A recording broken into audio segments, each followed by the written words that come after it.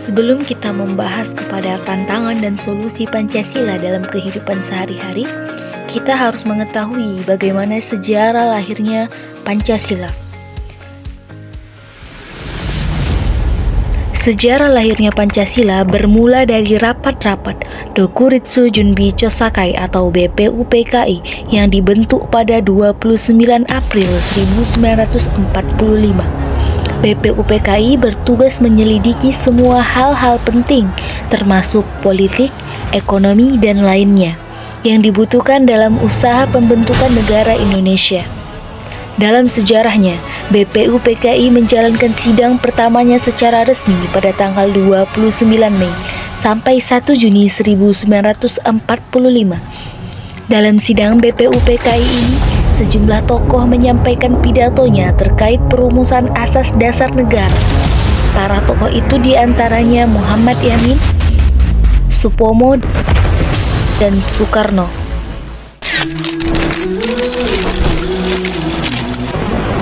Bahwa Pancasila itu adalah benar-benar satu dasar yang dinamis, satu dasar yang benar-benar dapat menghimpun segenap tenaga rakyat Indonesia, satu dasar yang benar-benar bisa mempersatukan rakyat Indonesia itu untuk bukan saja mencetuskan revolusi, tetapi juga mengakhiri revolusi ini dengan hasil yang baik.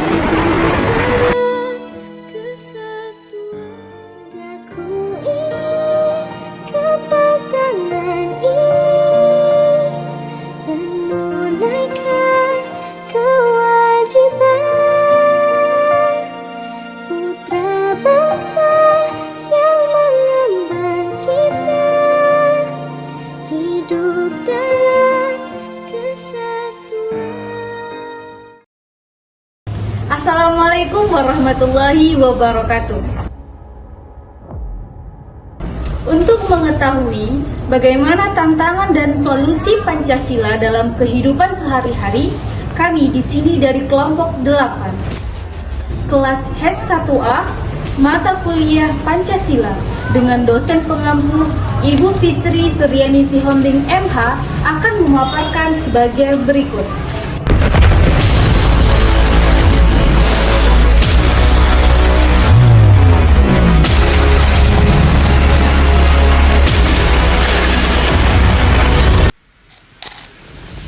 Pendidikan.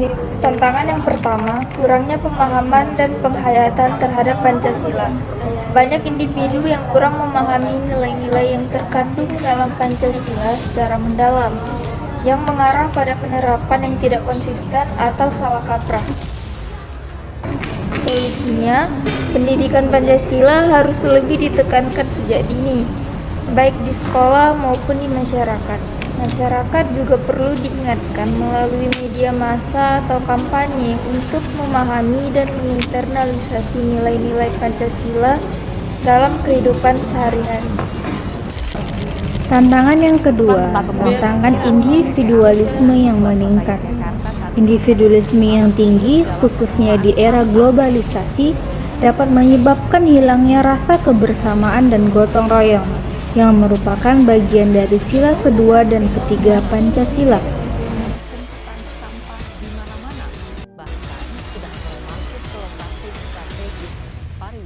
Adapun solusinya, menumbuhkan kembali budaya gotong royong dan memperkuat rasa kebersamaan melalui kegiatan sosial seperti program kemasyarakatan, kerja bakti, atau kegiatan yang melibatkan banyak pihak, untuk mengingatkan pentingnya kepedulian terhadap sesama. Tantangan ketiga yaitu perselisihan antar kelompok atau golongan. Di tengah keberagaman terkadang muncul perbedaan yang menyebabkan konflik antar kelompok. Hal ini dapat merusak persatuan dan kesatuan bangsa. Distrik Kuamki Narama, Timika, Papua terlibat perang pada bentrok antar suku yang terjadi di distrik DKI Kabupaten Yahukimo, Papua. Diduga karena ada warga Nduga yang dibunuh oleh warga Lanijaya. Tewasnya Bupati Yahukimo Abok Busuk diduga menjadi penyebab perang antar suku ini. Solusi yang dapat kita lakukan yaitu mempromosikan sikap toleransi, menghargai perbedaan, dan memperkuat rasa persatuan melalui dialog dan pendidikan yang menekankan pentingnya sila pertama Pancasila, yaitu ketuhanan yang Maha Esa yang mengajarkan toleransi antar umat beragama.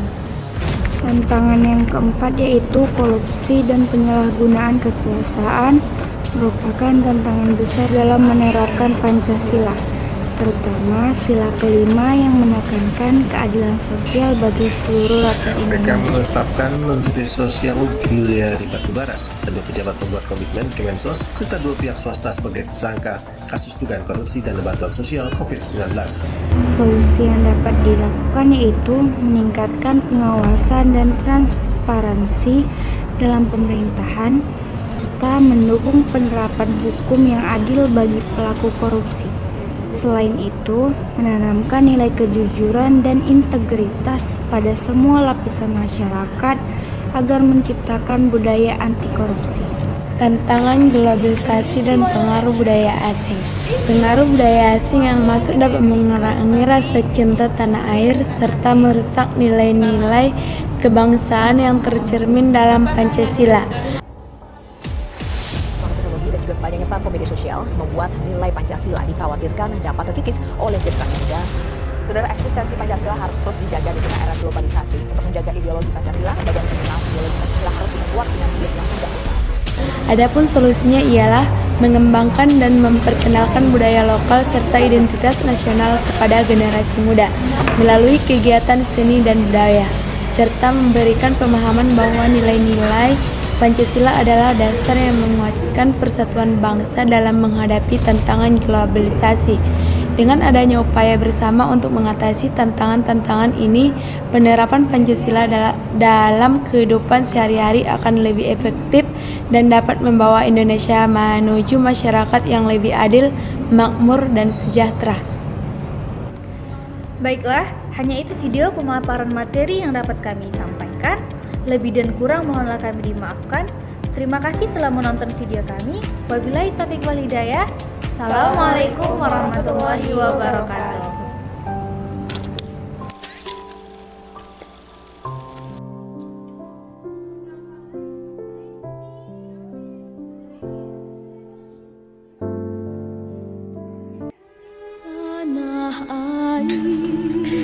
Indonesia adalah negara kepulauan dengan lebih dari 17.000 pulau dan berpenduduk lebih dari 270 juta orang. Itu menempatkan Indonesia sebagai negara terpadat keempat di dunia. Angka-angka itu juga menunjukkan keragaman budaya, suku, agama, dan bahasa bangsa. Adapun kesimpulan dari nilai-nilai Pancasila, yang pertama, menghormati keberagaman agama dan kepercayaan yang tercantum dalam sila pertama. Kedua, menghargai kemanusiaan dan kesetaraan yang tercantum dalam sila kedua. Ketiga, mengutamakan kesatuan dan persatuan yang tercantum dalam sila ketiga. Keempat, menghormati demokrasi dan kebijaksanaan yang tercantum dalam sila keempat. Kelima, mengutamakan keadilan sosial yang tercantum dalam sila kelima. Adapun implementasi dalam kehidupan sehari-hari adalah menghormati hak-hak orang lain, menjaga kesopanan dan kesabaran, menolong orang lain yang membutuhkan, berpartisipasi dalam kegiatan sosial, serta menghargai keberagaman budaya.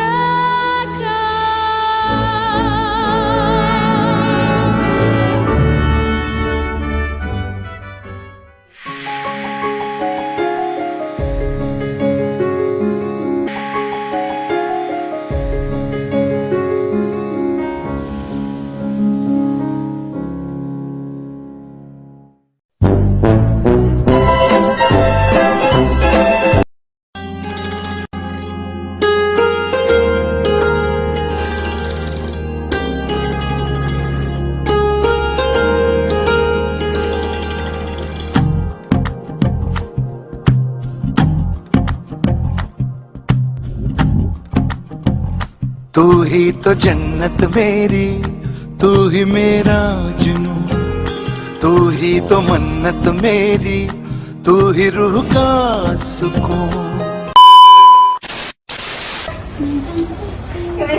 Jangan kali katanya. Tarik Mi. Jalan maju pelan. Pelan-pelan. Pelan. Ya, cut. Action. Ah. Ngapain sih? Join ya.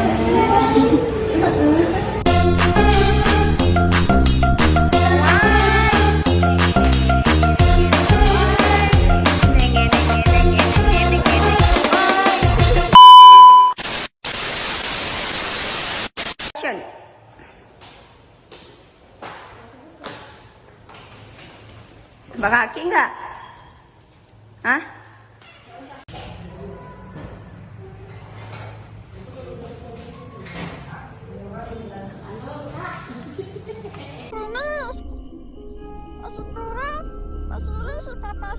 Action. Masuk ayo. Ah.